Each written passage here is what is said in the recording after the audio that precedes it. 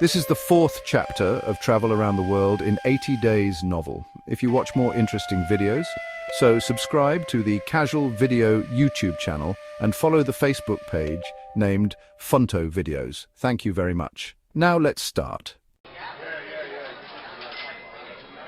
Stuart, I maintain that the chances are in favor of the thief, who must be a shrewd fellow. Ralph, well, but where can he fly to? No country is safe for him. Stuart, sure. Ralph, where could he go then? Stuart, oh, I don't know that. The world is big enough. Phileas Fogg, it was once cut, sir. The discussion fell during the rubber, after which Stuart took up its thread. Stuart, what do you mean by once? Has the world grown smaller? Ralph, certainly, I agree with Mr. Fogg. The world has grown smaller since a man can now go round it 10 times more quickly than 100 years ago, and that is why the search for this thief will be more likely to succeed.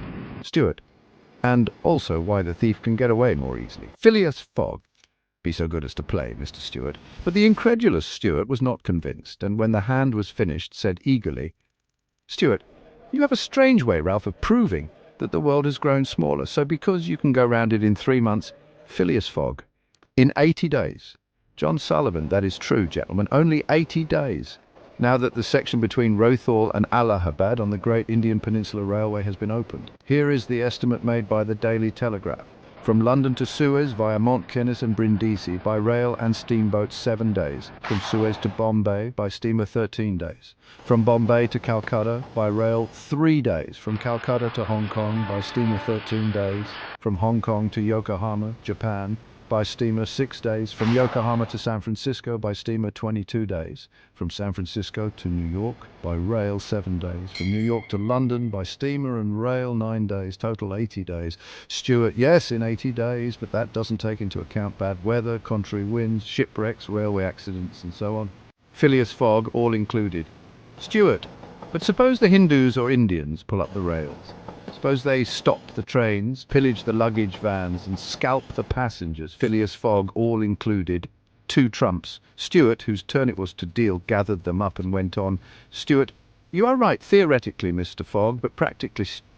Phileas Fogg, practically also, Mr. Stuart. Stuart, I'd like to see you do it in 80 days, Phileas Fogg. It depends on you. Shall we go? Stuart, heaven preserve me.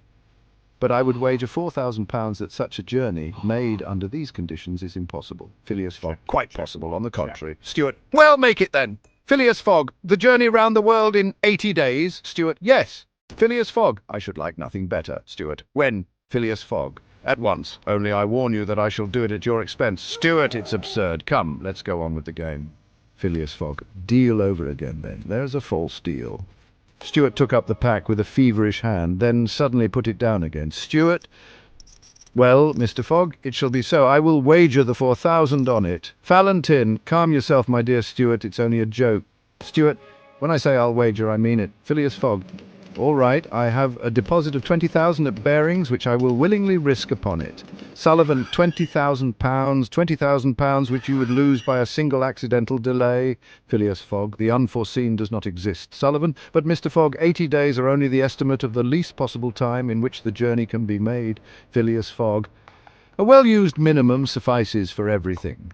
Sullivan, but in order not to exceed it, you must jump mathematically from the trains upon the steamers, and from the steamers upon the trains again.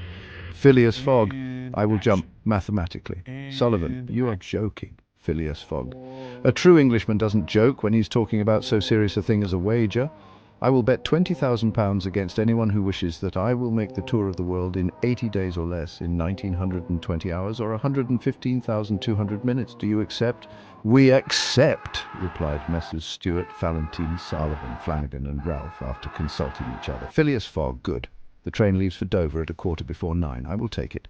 Stuart, this very evening. Phileas Fogg, this very evening. He took out and consulted a pocket almanac, and added Phileas Fogg. As today is Wednesday, the 2nd of October, I shall be due in London, in this very room of the Reform Club, on Saturday, the 21st of December, at 9:15 p.m., or else the £20,000 now deposited in my name at Bearings will belong to you in fact and in right, gentlemen. Here is a cheque for the amount.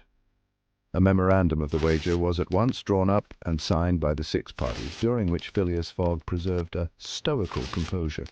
He certainly did not bet to win, and had only staked the £20,000, half of his fortune, because he foresaw that he might have to expend the other half to carry out this difficult, not to say unattainable, project. As for his antagonists, they seemed much agitated, not so much by the value of their stake as because they had some scruples about betting under conditions so difficult to their friend. The clock struck 7, and the party offered to suspend the game so that Mr. Fogg might make his preparations for departure. Phileas Fogg: "I'm quite ready now." "Diamonds are trumps, be so good as to play, gentlemen." Thank you for watching this video. Like, comment, share, and subscribe to Casual Video for new videos. Goodbye, and we will meet in the next video.